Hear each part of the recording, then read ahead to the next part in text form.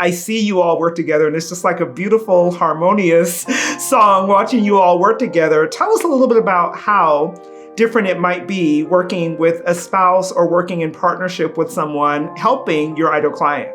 We're not always harmonious. Thanks for being honest. Let's keep this real, right? Welcome to the Sold Out Sales Podcast, the podcast that will equip both the seasoned sales professional and the more reluctant seller with mindset shifts and strategies needed to succeed in a competitive marketplace. Well, first of all, I want to say welcome to everyone who's listening to the Sold Out Sales Podcast. We're so glad to have you here. I have one of my favorite people as a guest today, so you're going to get a really special treat. I'd love to introduce you to Nadine Nicholson. She is a friend, a client, a colleague, a connection, all of the above. But Nadine, why don't you introduce yourself, tell our audience a little bit about yourself, but please include something that they're not going to read on your bio or see on your website. Okay, I'm happy to be here. Thanks so much, Tish, for having me. It's a real honor. I'm Nadine Nicholson, and I'm the founder of Ascend Leadership Co. I'm based in Calgary, Alberta, Canada, and I serve clients across North America and mostly in the United States, actually. I help women entrepreneurs primarily really break free from that middle zone of time stress and guilt and overworking and help them create impossible freedom where they get to grow their business and their financials, revenue, as well as, and I think in many ways, most importantly, have a really fulfilling life. Oh my God. Something about me, gosh, that you won't see on my website. Well, I play ice hockey, and I've learned to skate when I was 3 years old on our family pond where I grew up. In Calgary, of course, we get cold winters and it freezes. So we had a pond, a dugout that my dad made. I learned to skate, and I've skated my whole life. And I play ice hockey with women and men, actually. It's a mixed league that I play in. I was wondering what you were going to say, because I think there are so many interesting things about you that you do. So this is one I didn't even know about. So thanks for sharing that. You're welcome. Great question. Absolutely. I would love, because it's one of my favorite phrases that you have, share with our audience, what does impossible freedom look like? What are they expecting when they get to experience impossible freedom? Sure, thanks. So, what really happens for entrepreneurs is they just have an assumption that their business growth needs to compromise their personal life, or their personal life needs to be sacrificed, and that they can't have both, that one has to be sacrificed for the other. What impossible freedom really is, it is the ability to be able to create financial freedom, financial growth, while creating a deeply fulfilling life. So it really is, instead of a zero-sum game of having to sacrifice one for the other, it's a yes and, where the success in one's personal life, health, family, relationships actually feeds the success of business, and the success of business feeds the success of their personal life. Wow. So Nadine, when someone really needs to work with you, what are some of the things that they're really dealing with, that they might be experiencing, that they might be facing, that they don't even realize there is a possibility of having this impossible freedom? Well, one of the key areas is, our ideal clients tend to have businesses where they can be fairly seasoned in business, and they've been growing their business. And one of the things that they struggle with the most is time. Time and team. Yes. So when it comes to time, we see, experiences like they're really just working so much, such long hours. Their calendar is slammed. They have no breathing room. They hardly have room to pee. And they're not seeing their family. They're working so long that they're really missing out on some of the most important experiences. When they are at home, they don't feel present. They feel like their head is still in work. They're thinking about work all the time.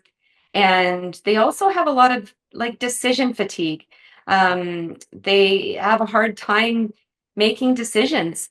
And these can be businesses, from 6 figures in revenue all the way up to 9 figures in revenue. It's not so much the amount of revenue, it's about the fact that they just are just avoiding and some decisions that they need to deal with, and also paralyzed often. So time is a big issue, really. Feeling guilt, stress, pressure, never feeling like they're far enough ahead, always feeling like they're behind. Team is another one where they're just really feeling like they just want to be able to create more of a team-led company, create more unity, cohesiveness. Things are falling through the cracks. They know that they could use their team so much more effectively, but they just maybe haven't been taught like real, true leadership skills on how to lead people. They're just struggling with leading people, knowing they can get so much more out of the investments that they're making in people. So those are two of the primary areas that we see around time and team. Interesting.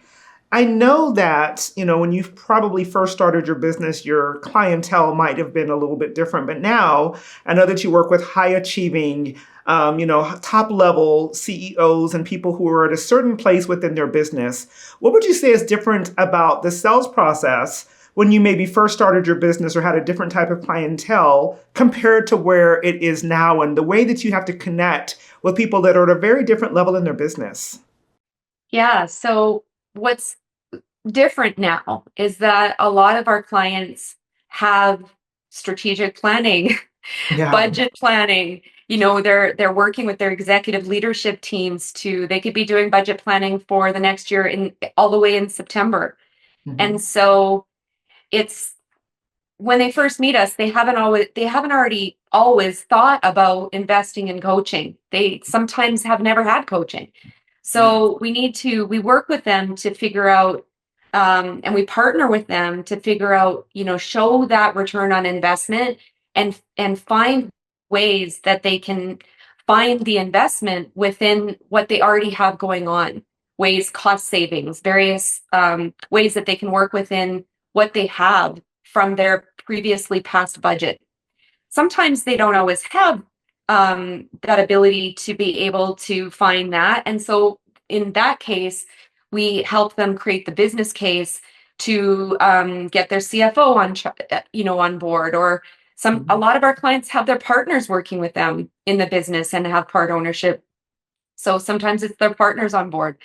Once we get in with a client and they work with us for that 1 year cycle, then it's a lot easier for them to be thinking ahead and to be budgeting for the coaching support, because they really find that it's such a key part of successfully growing their business without their business consuming them.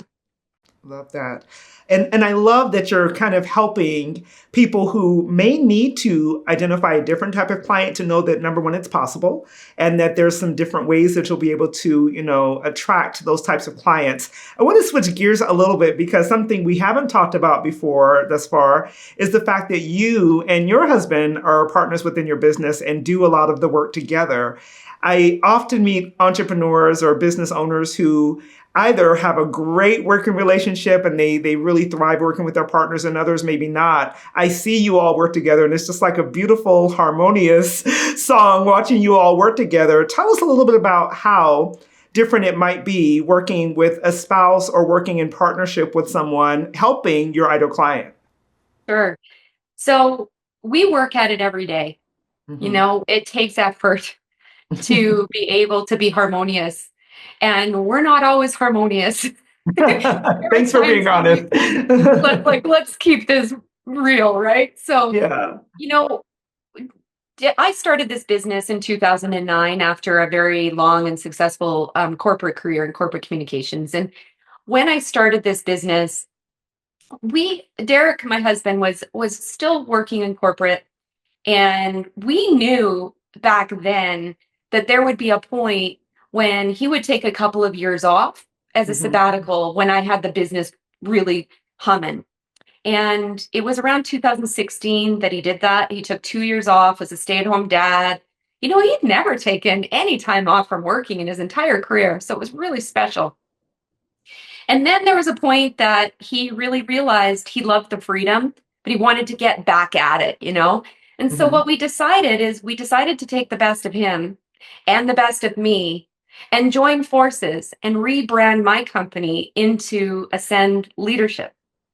So when we did that, we really, my husband Derek has a very deep and long sales background, marketing, change management, organizational effectiveness, team development. I also have many of those skills, as well as psychology, mindset, time mastery, communications, helping people communicate effectively. So we brought the two of us together, and ever since then, we co-coach. We work with our clients.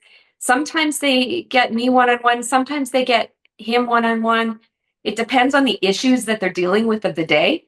Mm-hmm. And we assign the best coach for that issue, the most skilled coach for that particular issue. And sometimes we work with them together because while we're really united in our core values and our principles, we have different thinking styles. I'm a real possibility person. I'm a visionary. I help people really believe in themselves. Yeah. He is really like chief simplicity officer, really keeps things simple, and he really gets into the nuts and bolts and that those details. So we really work well together, and we do work at it because we go for counseling once every 3 weeks.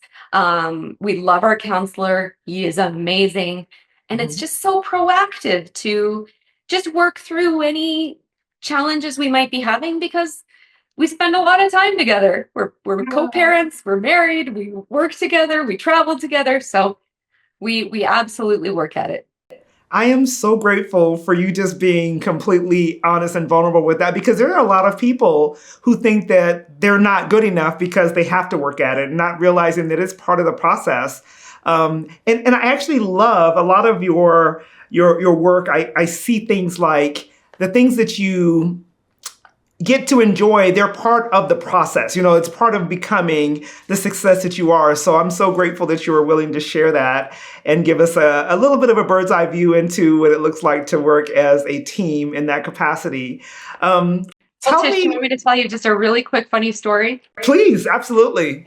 So when we were, really looking at joining forces, we hired a brand strategist.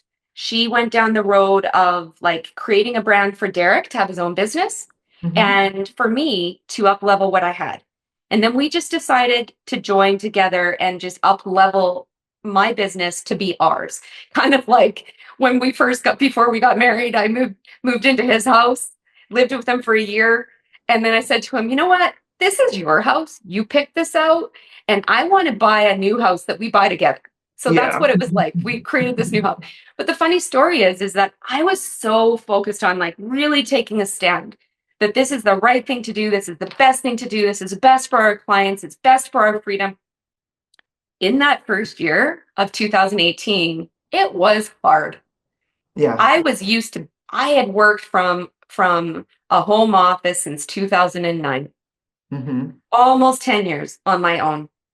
And all of a sudden he's here almost every day, right? And so because even when he was a stay-at-home dad, he went out all the time.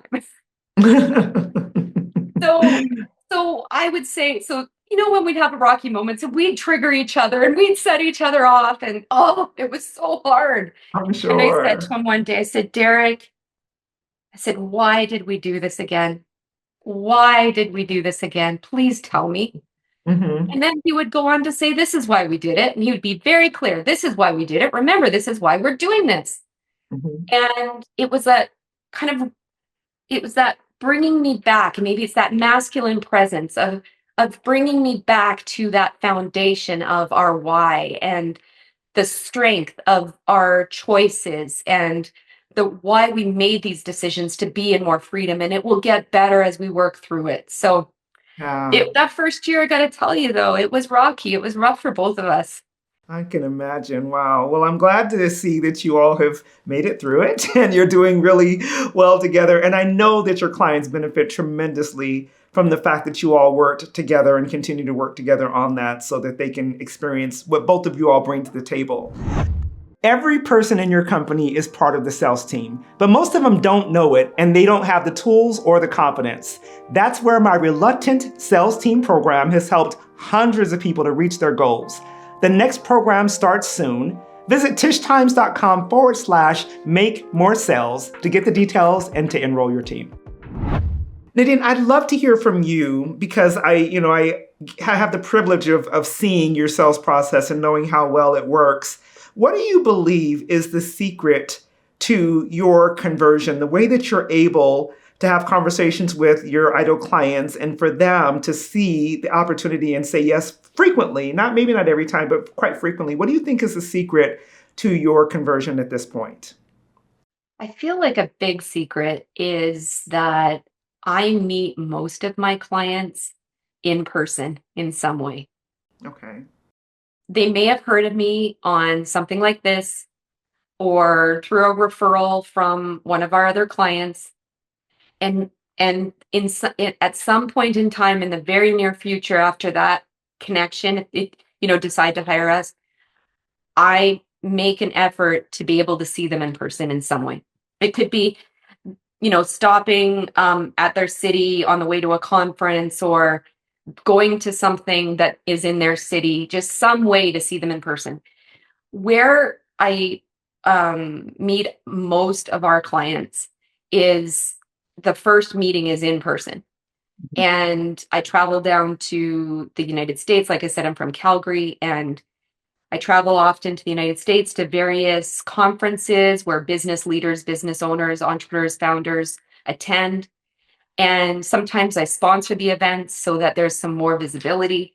And I truly focus on connecting one-on-one with people, connecting from my heart, being curious about people, building a relationship, getting to know them, and just seeing if there's chemistry, right? Because if there's some interest in what it is that how we solve what we do to solve challenges and how we solve them, then they're looking to see if there's chemistry just as much as I am.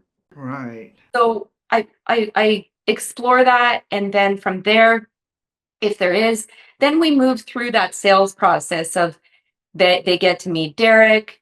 We have a discovery call, and then we make recommendations to them and walk them through getting clarity on the return on investment.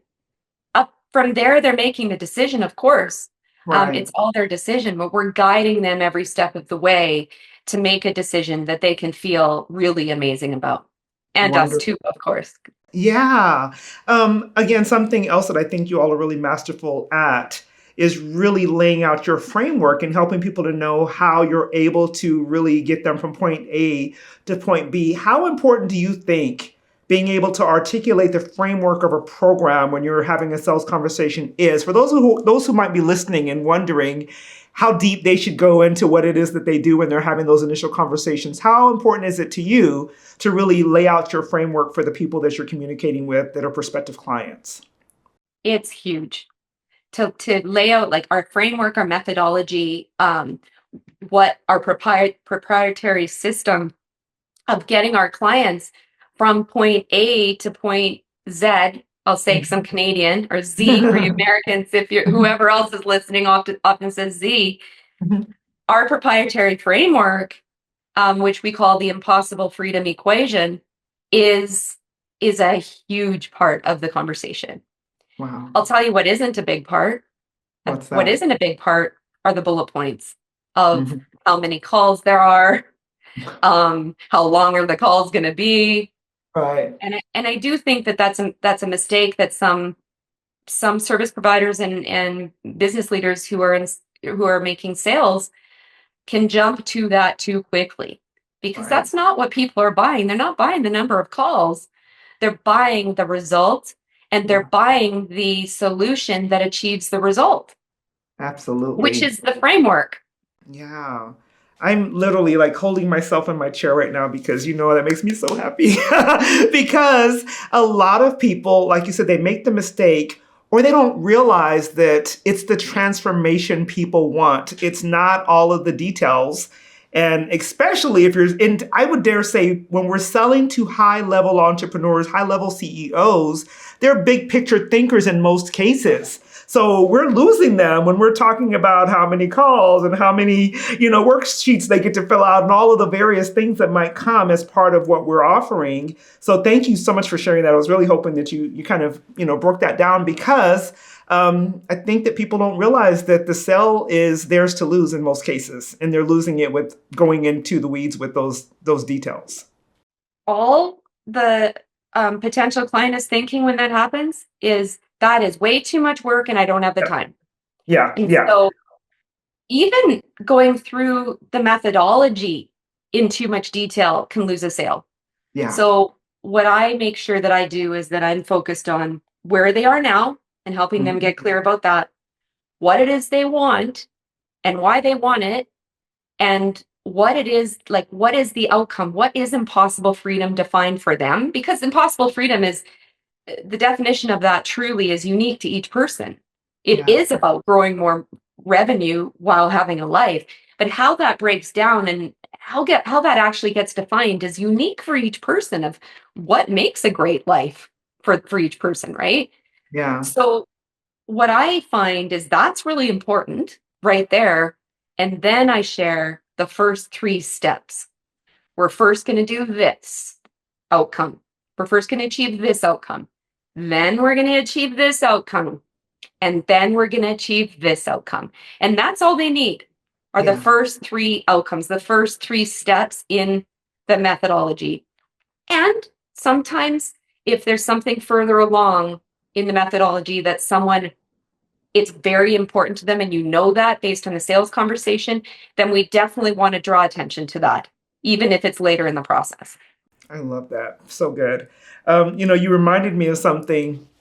I remember, and of course, because I teach sales and I talk to people about it all the time, people might look and say, oh my God, she's always having great success. But I'm reminded of my biggest sales flop. And I literally had someone tell me, when I explained to them all of the details of my program many years ago, I remember someone saying to me, oh my God, that sounds like way too much work. No, thank you. And I lost the sale because I went into too much detail. And Nadine, again, I watch how amazing you are at what you do. What would you say has been your biggest sales flop? When's a time where you might have missed an opportunity or said the wrong thing and can look back on it and say, I'll never do that again? Oh gosh. Oh man. I would say probably missing some signals that the person wasn't even coachable. Yeah. And really wanted consulting instead of coaching, like really just wanted to be told what to do and how to do it, instead of really like assessing that they were motivated to be able to receive the coaching that would help them be successful on their own terms. Wow. That's great. That I can remember one time that was like that. And this client actually said yes to that invitation. Of course. It was challenging because this person, she just really didn't want to be coached. She just wanted to get the answers and really get advice on, to be told what to do and how to do it. And while sometimes I could give advice, and I do give advice sometimes, that's not the majority. That's not the essence of coaching. Coaching is all about lifting the truth, lifting the answers, lifting the clarity, the inner wisdom from someone, helping them believe it, helping them make a decision about it, helping them have a courageous conversation about it, and moving them into action in a way that is coming from inside of them, that is sustainable. Yeah. That's the way that we create massive results that the person can feel confident about and, feel proud of themselves. And that's what I stand for in coaching. But yeah, this person said yes, and it was a real challenging time. And it wasn't the best. Yeah. It wasn't the best arrangement. Sometimes those are the opportunities you kind of wish you would have blown, so you didn't have to deal with all of the results. But I've been there as well, for sure. Nadine, something comes to mind because frequently, people will come to me, for instance, and ask for a specific script, or they'll want me to kind of map everything out for them. And I'm much more a proponent of helping people to utilize their own personality, their own strengths, their strong points to really be themselves and be authentic when having sales conversations and going through their own process. Something that I've observed with your business is the fact that you do things very differently. For instance, I've had the privilege of having you lead one of our nature walks or hikes during one of my business retreats and seeing how you're able to coach people while on the trail or out in wilderness. What are things that, if someone feels like my personality isn't stuffy in an office, in a suit, having these deep sales conversations, what are some of the things you would recommend for someone to bring more of themselves to those sales conversations while giving a phenomenal result to their potential or their current clients? Well, great question. So how I would answer that, Tish, is every person has their own unique natural genius, is how I would call it, natural genius. It's their natural currency. And that, similar to, Jim Collins, the hedgehog concept, right? That Yeah. it's this sweet spot of what is this person best at? What are they most passionate about? And what drives the economic engine? What drives the revenue? Right. And so what I really love to do is find in someone, and I would encourage anybody listening to this, what feeds your soul? Mm-hmm. What feeds your spirit? For me, being in nature and being out in, in this, just walking and being on trails and being in the trees, it's like getting my feet on the ground Mm-hmm. and outside feeds my soul. Yeah. So when I am true, when I make sure that I have time before sales calls, especially to get out into nature, get myself grounded, get myself in my spirit, in my heart, in my confidence, then I am truly myself. And I don't need to perform. I don't need to impress. I am simply myself, and I'm working with whatever's showing up and whoever's showing up. I'm preparing enough to be present in the conversation. So my encouragement would be for every person to look at what feeds you and make sure that you do that before the sales conversation. I could give you some examples.